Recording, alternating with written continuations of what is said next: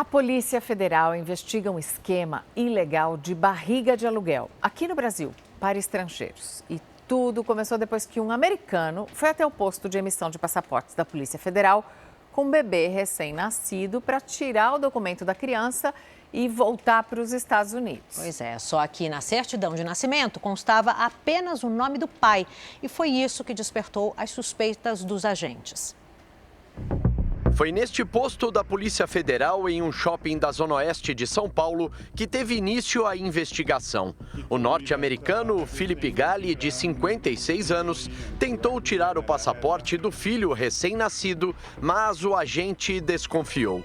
Na certidão de nascimento apresentada pelo homem, não havia o nome da mãe. O documento foi feito em uma unidade do 9º Cartório de Registro Civil de Pessoas Naturais, que fica dentro do Hospital Santa Joana, onde a criança nasceu. O cartório em si, ele não se presta a investigar quem que ofereceu ali o óvulo, o material, e quem gestou e pariu. Então, ou vem com algo já declarado do hospital, ou então esses pais biológicos têm que entrar judicialmente e requerer essa autorização. Felipe se propôs a colaborar com os policiais federais e contou que queria ter um filho de produção independente. Ele havia congelado embriões em um laboratório dos Estados Unidos e, por indicação de uma amiga, procurou a empresa Lavie Consultoria, que ajudaria com todo o processo para a gestação do bebê no Brasil. A dona da empresa, Juliana Silva da Paz, enviou uma mensagem de texto explicando quanto custaria o procedimento. O relato do norte-americano, mais documentos e conversas por aplicativo de mensagem apresentados por ele revelaram um esquema ilegal de barriga de aluguel oferecido a estrangeiros que querem ter filhos. Nos Estados Unidos, o procedimento é permitido, mas custa cerca de R$500 mil. No Brasil, o valor é 4 vezes menor, mas é proibido. Pela lei brasileira, a reprodução assistida precisa ter autorização do Conselho Regional de Medicina, que só permite procedimentos em gestantes que têm até o 4º grau de parentesco com quem solicitou a gestação. A cessão temporária de útero, ela não pode ter caráter lucrativo ou comercial. E as clínicas de reprodução assistida, elas não podem intermediar a escolha da cedente. Segundo as investigações, Juliana seria a intermediária do esquema. Ela tinha contato de mulheres de baixa renda que recebiam um valor que ainda está sendo apurado pela polícia para seguir com a gestação. Juliana também indicou a Felipe o doutor José Geraldo Alves Caldeira, do Instituto Paulista de Reprodução Humana. A clínica cuidaria do processo no Conselho Regional de Medicina de São Paulo, da colocação dos embriões e do acompanhamento da gravidez e do parto.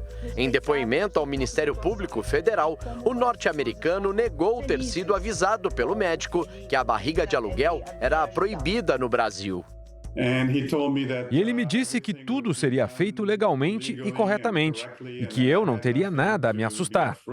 A Agência Nacional de Vigilância Sanitária autorizou o transporte dos embriões ao Brasil. E o médico José Geraldo Alves Caldeira fez 3 pedidos de reprodução assistida ao Conselho Regional de Medicina de São Paulo em nome do norte-americano. Todas as solicitações foram negadas. O CREMESP alegou divergências nas informações da mãe, que em um pedido foi apresentada como prima e em outro como amiga. Mas então, como essa criança pode ter nascido?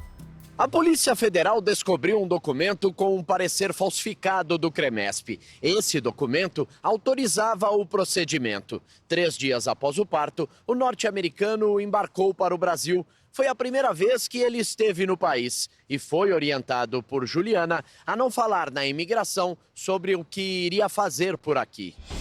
Em uma das conversas, Philip Galli pergunta: quando eu passar pela verificação de passaporte no aeroporto e eles perguntarem o propósito da minha estadia, posso mencionar barriga de aluguel? E Juliana diz para ele não falar que teve filho e que está vindo conhecer. Em outra conversa com Juliana, o norte-americano questiona se o Hospital Santa Joana sabia que o filho dele nasceu de uma barriga de aluguel. E, novamente, Juliana orienta Felipe a omitir a informação.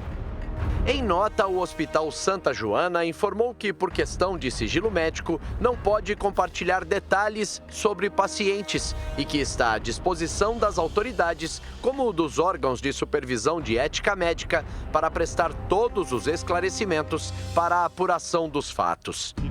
As mensagens de texto entregues pelo norte-americano à Polícia Federal mostram que Juliana estava preocupada com as investigações e enviou diversos recados para Felipe, dizendo que precisava falar com ele com urgência.